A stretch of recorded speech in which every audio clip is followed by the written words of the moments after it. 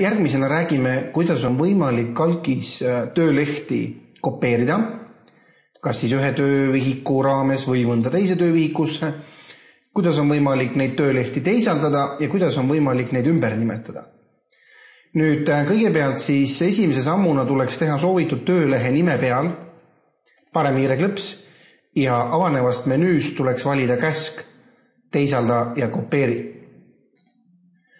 Teil avatakse siis selline aken, kus teil tuleks esmalt ära määratleda, mis te teha soovite. Kas te soovite teisaldada, see tähendab, et seesama leht siit võetakse ära ja pannakse kuhugi mujale.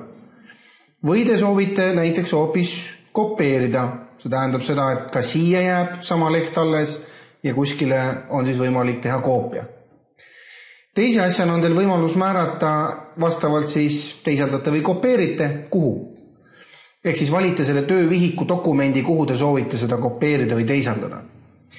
Nüüd vaikimisi on siin seesama dokument, mis ees on, aga te saate valida siit ka mõne teise lahti oleva dokumendi vahel ja saate ka spetsiaalselt uue dokumendi luua, näiteks just selle töölehe tarvis. Kui te nüüd valite siit mõne töövihiku, siis te saate ka määrata, et sinna töövihikusse millise lehe ette viiakse siis see koopia või teisaldus. Mina valin praegu uue dokumendi ja viimase asjana saate siin alga kohe määrata sellele teisaldatavale või kopeeritava töölehele nime. Mina antud juhul kopeerin, et see alusfail jääks mul terveks ja panen talle ka näiteks siis nime algtabel. Klõpsan sobib ja mis nüüd juhtus on see, et loodi näete täiesti uus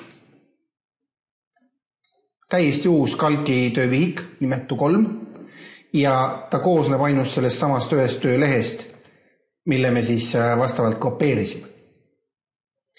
Nüüd, kui te soovite mis tahes töölehe nime muuta, siis selle tarvis tuleks teha töölehe saki peale paremhiireklõps ja siin on selline valik nagu muuda nime.